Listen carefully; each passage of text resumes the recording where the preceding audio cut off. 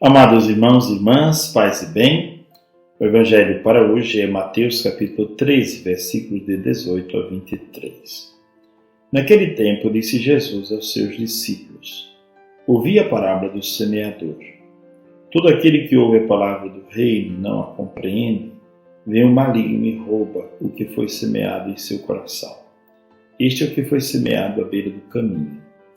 A semente que caiu em terreno pedregoso é aquele que ouve a palavra e logo a recebe com alegria, mas não tem raiz em si mesmo, é de momento. Quando chega o sofrimento, a perseguição por causa da palavra, ele desiste logo. A semente que caiu no meio dos espinhos é aquele que ouve a palavra, mas as preocupações do mundo e a ilusão das riquezas sufocam a palavra e ele não dá fruto. A semente que caiu em terra boa é aquele que ouve a palavra e a compreende. Esse produz fruto. Um dá 100, outro 60 e outro 30. Palavra da salvação, glória a vós, Senhor. Meus irmãos e minhas irmãs, estamos diante de uma das mais belas parábolas da Bíblia. E Jesus conta essa parábola porque muitos se perguntam por que a palavra de Deus é semeada e em alguns ela dá fruto e em outros não dá fruto. É interessante que quando estamos na missa, ali estão centenas de pessoas e cada uma recolhe no seu coração uma frase dita, um pequeno versículo, foi aquilo que lhe tocou. A sua situação existencial daquele dia estava apta para recolher aquele pedaço do pão, né? Aquela palavra lhe tocou e vai lhe alimentar. E às vezes aquela palavra lhe coloca em crise, você passa dias tentando compreender aquela palavra e ela será a palavra que vai fazer diferença na sua vida, que vai fazer você mudar de atitude, que vai fazer você reconsiderar alguma coisa que precisa ser mudada, vai fazer você mudar de direção, de comportamento. Então, a palavra de Deus é sempre muito certeira. Evagrio Pôntico fala que o semeador lança a semente. Porém, o terreno precisa estar pronto. Se o terreno não estiver pronto, a semente não vai germinar, não vai dar fruto. Os santos padres falam também que o que rega o terreno, que é o coração, é o Espírito Santo. É o derramamento do Espírito Santo, que é simbolizado como a água na Bíblia, como o vento, como o fogo. Mas como água, que rega. Então, é preciso pedir ao Espírito Santo que regue o coração, para que o coração esteja à altura de acolher minimamente o Evangelho. Os vários terrenos dos quais se refere o trecho que nós ouvimos são os vários tipos de pessoas. A semente é sempre boa, a semente é única, é a palavra de Deus. O semeador também tem a boa vontade máxima, porque Jesus diz, eu não vim para condenar as pessoas, Ele veio para semear a boa nova, a boa notícia. O problema é que nós somos vários tipos de terreno. Orígenes dizia que o terreno precisa ser continuamente renovado. Que ao pé da letra um terreno que é ruim pode tornar-se melhor se ele for trabalhado, se houver naquele terreno um trabalho de adubo, se houver um trabalho qualquer para fortalecer a terra, ela vai produzir mais frutos. Porque, às vezes, a palavra de Deus é a mesma, lançada todos os domingos, a mesma para todos os que estão ali, O alimento da Eucaristia também é o mesmo, a mesma porção, o mesmo tamanho. E por que em alguns dá melhor fruto e em outros não dá fruto? Aqui em casa mesmo, na casa paroquial, eu tenho várias plantas, mas o fruto não é bom, porque a terra não é própria para plantar. A terra de canteiro, aqui de jardim, de terra do muro, Então é uma terra bastante sofrida.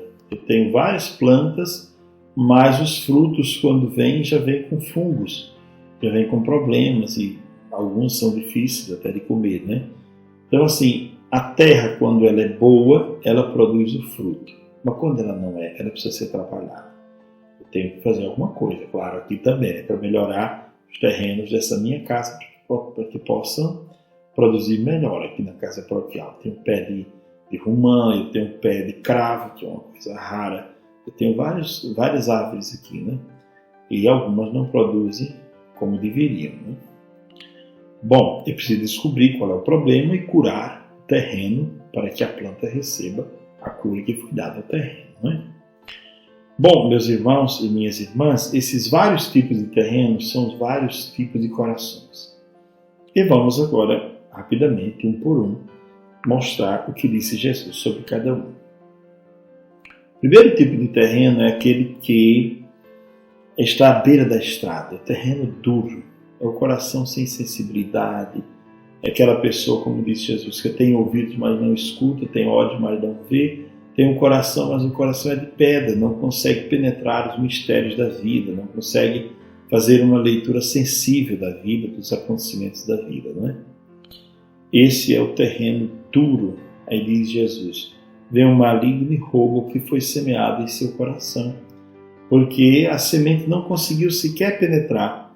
É aquela pessoa que está tão alheia às coisas de Deus, sabe tudo sobre as coisas do mundo, nada sobre as coisas de Deus, e também não está interessado em saber.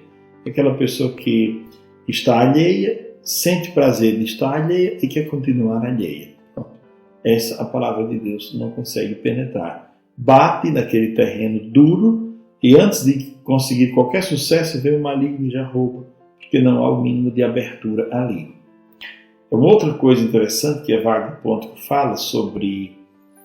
Evagrio Ponto foi um grande monge, né? Para quem não recorda.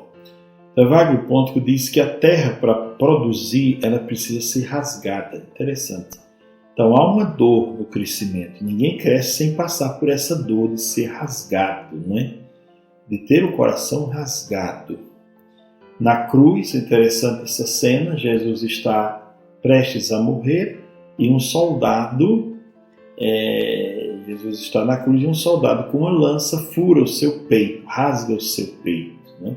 E dali do coração de Jesus, diz a igreja com toda a sua teologia muito bela, dali jorra água e sangue, os sacramentos, né? Batismo e Eucaristia. Então só um coração que foi rasgado, como o terreno é rasgado pelo arado para poder ficar pronto para acolher a semente, o coração precisa ser rasgado para poder acolher a semente do Evangelho, né? E às vezes é justamente quando o coração está rasgado, sangrando diante de uma dor, de um sofrimento, é ali que chega alguém com uma palavra e que muda toda a sua vida para sempre. A palavra de Deus encontrou oportunidade para entrar e ali produzir frutos. Muito bem.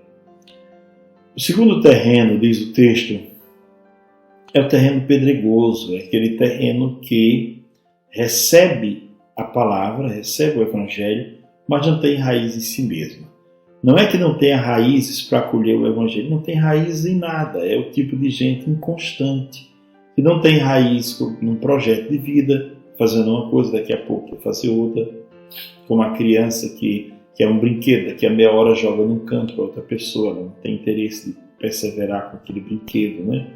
Então é o tipo de gente, diz o texto, que é de momento. É o tipo de gente que não tem raízes profundas em nada que faz. Faz tudo superficialmente.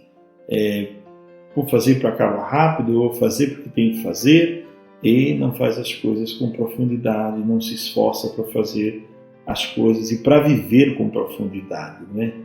Uma das coisas mais assim chocantes ou mais assim de devia refletir bastante era de nunca viver esta vida pela metade, sem profundidade, sem dar a ela a profundidade que ela merece, né?